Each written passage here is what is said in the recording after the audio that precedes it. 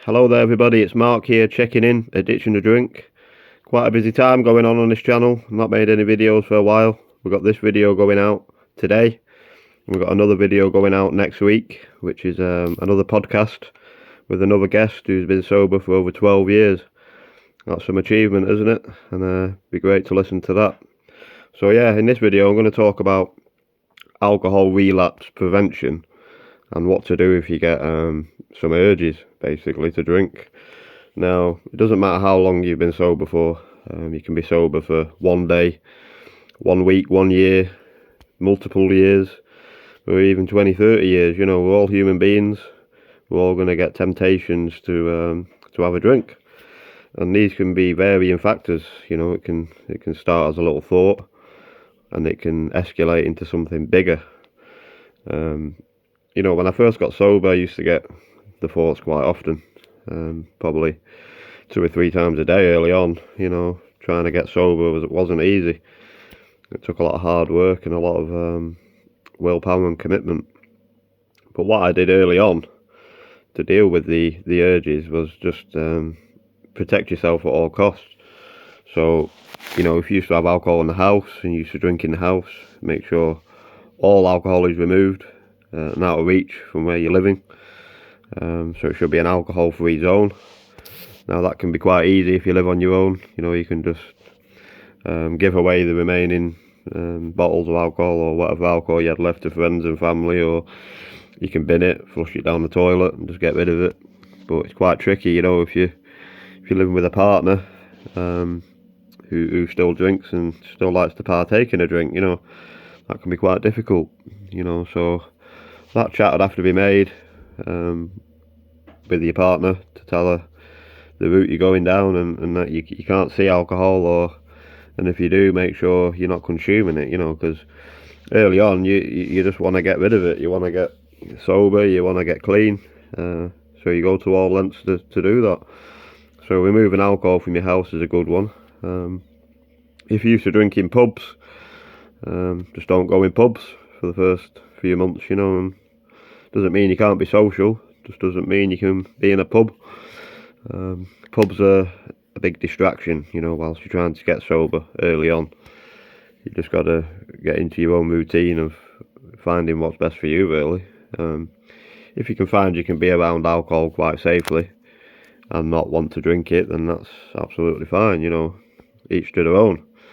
But for me, early on, no alcohol in the house, and no pubs, no clubs, no bars, no restaurants really, because you can even get a drink in those. So it was just a case of going to meetings and coming home really. And if I did meet up with friends, it'd be something healthy like cinema, bowling, stuff like that really, where there's no bar or drinking activities going on.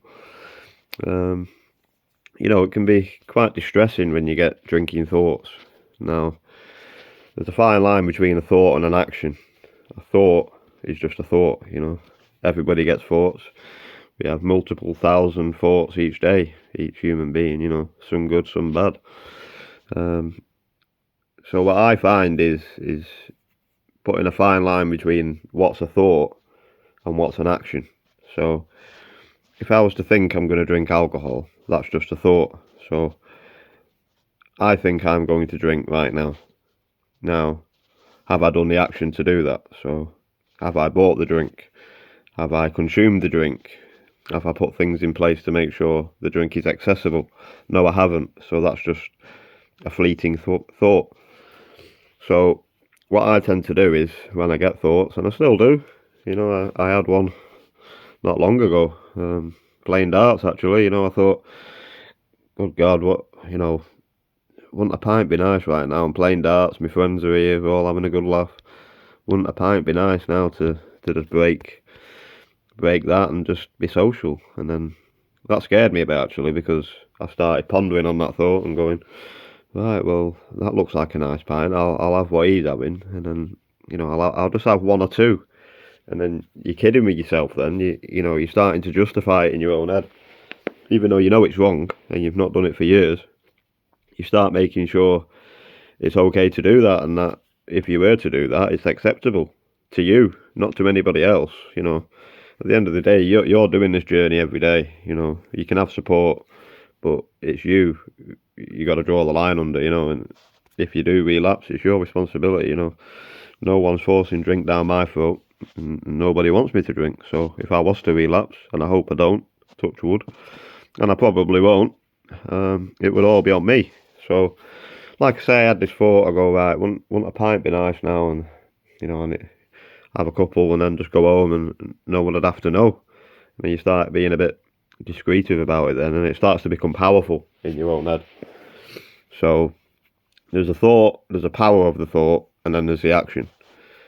So every action starts with a thought. So I had to remove myself from that situation, as hard as it was. You know, I had to cut it short and go, right, that ain't good for me right now. Doesn't mean the people or the building wasn't good for me. It's nothing to do with that. It's just the fact that I have to protect my own sobriety at all costs. So if that means me removing myself from drinking situations, I have to do that, no matter the circumstance and the consequence of that, you know. And on the back of that, I didn't do that. So that's what we do, you know. We kill the power in the action. So, you know, I thought it's just something that comes and goes. You know, you can ponder on it. The more you ponder on it, the more likely the action is going to be on the back of that. But just kill it straight away, you know. So remove yourself, go home, get something to eat, put something on the telly, and just try and relax. You know, you have to relax and do everything right. Get yourself back in a meeting if you do meetings. Tell people as well about this. You know, don't keep it to yourself. You know, thoughts are just can be killed if you talk to people. Not talking to people can be deadly, you know, because you could take that home, start thinking, do the action, and then it's too late then. You know, you can't undo the action of drinking. More than likely, you're back on for multiple years and back on the wagon. So don't go near that first drink and you can't get drunk. Simple theory, it works. I've done it for nearly 5 years of my life every day, and I still don't drink, you know. So like I say, tell somebody you trust, whether that be in recovery or out, or both. Get to some sort of recovery group, tell them what's going on, let people know what's inside your head, and then you can get advice on that, you know, on what other people did and how to go forward on that. You know, we're all human beings. Sometimes we can falter. We're not all fallible, you know, and just try and enjoy the journey the best you can. Doesn't mean we have to be boring because we don't drink, you know. Just means we can't drink. It's not the end of the world, although it does seem like that. And then just carry on doing that, basically. So, like I said, I've had many situations where I thought a drink was going to happen, and more often than not, they don't, because I make sure it doesn't. I take the power out of it and just get over it and draw a line under it, you know. I might not get another one for another 2 years. I might get another 10 in a week, you know. We just don't know. I think there's a lot of subliminal factors into why you think a drink's a good idea. It can be like something as easy as seeing a pint you used to drink and going, that looks good, that looks like a decent pint. It can be a song on the telly. It can be a situation like, you know, if United are on or football's on and you used to drink while you were doing that, and then you go, right, you get a few flashbacks of when you were drinking when the football were on. It can be something as subtle as that, but you don't know. You know, the brain's a powerful thing, so don't underestimate it, you know. Just remove yourself. So like I said the other week, I had it. I didn't like it. I didn't want to progress that further, so I just removed myself. I packed up and went. You don't need to explain to anybody why you're doing that. A lot of people may probably know if you've told them previous what you're trying to do, and just go. I've done it before at parties, you know, where I've had an hour and I've gone, I don't feel right here, and just gone. Not even said bye to people really, and just exited through the back gates and said see you later. And all that accumulates in not drinking, and then you will feel 1,000 million times better for not doing that than you would if you were. Because I know that if I take a drink now, that I am back on, and that I won't stop. And I don't know when I'm going to stop, and I probably won't want to stop. And then I'll think, fuck it anyway, I'm back on, so let's just do it. So just protect your sobriety, just protect it, at all costs. It's important. No sobriety, no life for some people, especially for me. And if you have made the cardinal sin of doing the action of taking a drink, it's not the end of the world, If it's just a short relapse, couple of days, a week, 2 weeks, a month, just try and get back in, it's not all wasted. Any time's not wasted. You can have months and months and years of sobriety. Doesn't mean you can't do it again.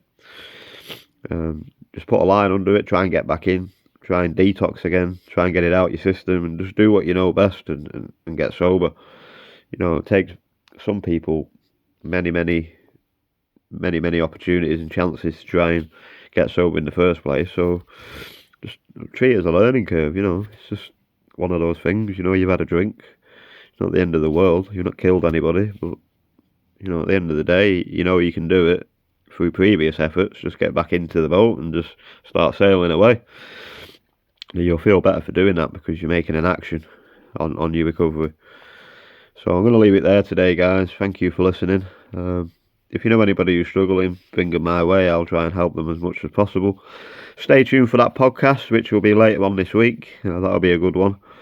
And I hope you have a nice week and take care all.